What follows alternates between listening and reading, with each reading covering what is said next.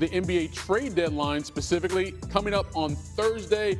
Our insider, Charania, joins us here on SportsCenter, and everyone's been focused on Giannis, but all of a sudden you've got some news potentially coming from the Clippers out in L.A.? Michael, this is somewhat a stunner. The L.A. Clippers and 11-time All-Star James Harden are working through whether they can find a trade for Harden out of L.A. by Thursday's NBA trade deadline. And my understanding is both of these sides have been aligned in these conversations, and it's been made possible because he has a mutual option in his contract for next season. It's a $13 million partial guarantee. And that has allowed both of these sides over the last few days to have conversations about whether he has a long-term future potentially in LA and whether that could be possible. And so now both sides are discussing, is there a mutually beneficial option? Is there a beneficial thing for James Harden to land with a team that he wants to go compete for a championship? This is a Clippers team that right now is in the play-in tournament race. Yeah. Can I land to a team that can go to a championship? And the Clippers are saying, can we find a player,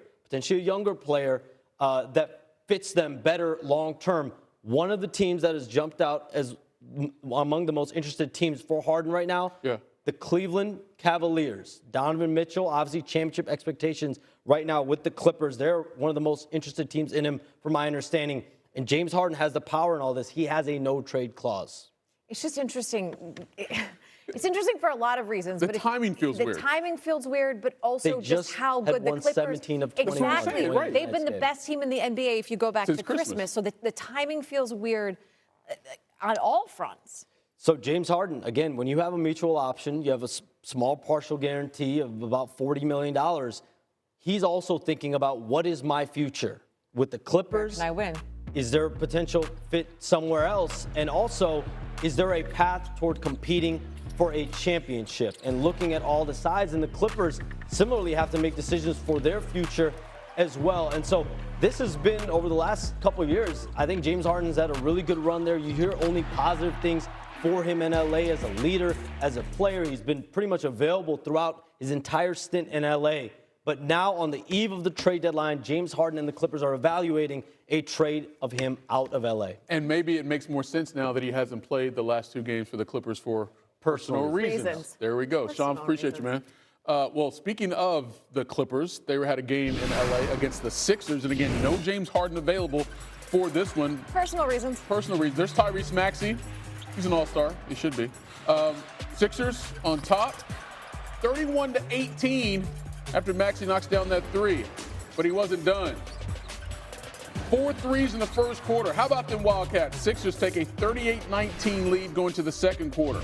Quentin Grimes getting in on the action with the drive. And the throwdown on John Collins, taking it to the top floor, no elevator needed. Sixers with a 21-point lead. And then B.J. Edgecombe, the rookie, for three. Sixers in control over the Clippers on the road. Kelly Oubre Jr., that's a miss. But Dominic Barlow fighting all over the Clippers' big men to get the rebound and the putback. And then Maxey, he goes for 24, 5, and 3 steals. Right now, it's a 105-92 lead in the fourth. Hornets. That would be them. They've won 6 in a row. LaMelo Ball and the Hornets, a little early game. Take on the Pelicans. Trouble early on. Ball goes after the loose ball and collides with, that's their coach, Charles Lee, who later took blame for it. He was like, that was my fault. He said, stupid coach. It's a 1-inch cut above Ball's eye. It needed to be glued shut. But then he was like, I'm still alive and breathing, so who cares? Okay. Pelicans up 19, make it 22 after that. Trey Murphy 3. In closing seconds of the half, Derek Queen another 3. Pelicans had a 15-point lead at the break, but it was a big third for the Hornets. Mid-third, Hornets down 8. Brandon Miller with his 3, followed by a Colin Sexton 3. They were down 4. It's now a 1-point game. The Hornets outscored the Pelicans by 11 in the third, and guess what? They did the exact same in the fourth. Ball throwing it down. 24 points, 8 rebounds. That right there gave the Hornets the lead in this game, and guess what? They never looked back. Con Knippel sinking the 3 at 17 points. Not only are the Hornets winning, they're winning games after they've trailed by as many as 22. So much talent here. It is. It's a 7th straight win for them, 102-95.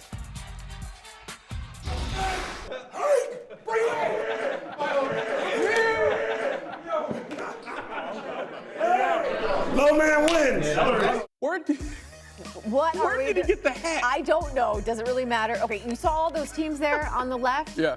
Over the last 25 years, all of them have had an 8-game win streak, but one doesn't. That would be the team on the right. That would be the Hornets. Because, 25 years? Yeah, they've not won 8 in a row since the year 2000. They go for number 8 Thursday in Houston. We're expanding our friend circle. We are. Damon Shumpert joining us. And now. look how he came dressed. He's fancy. Bringing the heat for the debut. There's Okay. a lot. There's Okay. a lot. Okay. All right, because he's in LA, right? Yeah. We don't get to hang out like that in Connecticut. Look, okay, back to what we're actually supposed to be talking about. The Hornets. They've now won 7 in a row. It's been a really long time since they've won like they are right now. How are they doing it? I think we're seeing the development of LaMelo Ball before our very eyes. And when I say this, I want to be comparative to somebody else that we've watched now win all 4 trophies. If you watch LaMelo Ball play, I see hints of SGA. Now, I'm not comparing them completely, but what I see is a team starting to corral behind somebody who's a decision maker, somebody who's a willing passer, and somebody who is willing to take the chances and willing to take the shot at the end.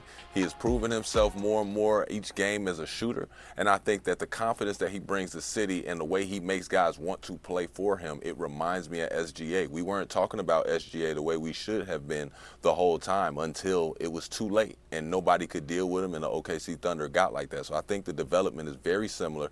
I think the Charlotte Hornets are a player or 2 away. Well, look, the way LaMelo has played, even from his rookie campaign, he's a guy that a defender hates to see because you don't know where he's going to put it up from. He could jack it from 30, or he can take you off the bounce and go to the rack. Now, when you played, you guarded some of the best players of your generation. What would be your approach to trying to slow down LaMelo? Okay, I'm going to do another comparison, and Okay. I don't want to alarm anybody. Oh, no. But I would have to compare my preparation to what I would do to guard a Kyrie Irving. Ooh, Now, okay. LaMelo, again, I'm saying this with respect I understand. to Kyrie Irving, but you start talking about, as a defender, you want to force somebody to do a certain thing. And with LaMelo shooting the ball well, you want to rely on that. If you can get him to just rely on threes and he's not shooting the ball well, fine. But if he gets hot and you have to take that away, you have to come with the approach that I have to gap him. I have to respect the fact that he's 6'6", 6'7". I have to respect the fact that there is no basketball play that LaMelo Ball doesn't want to make, and that's right hand, left hand, floater, finish at the rim, hook pass, behind the back pass.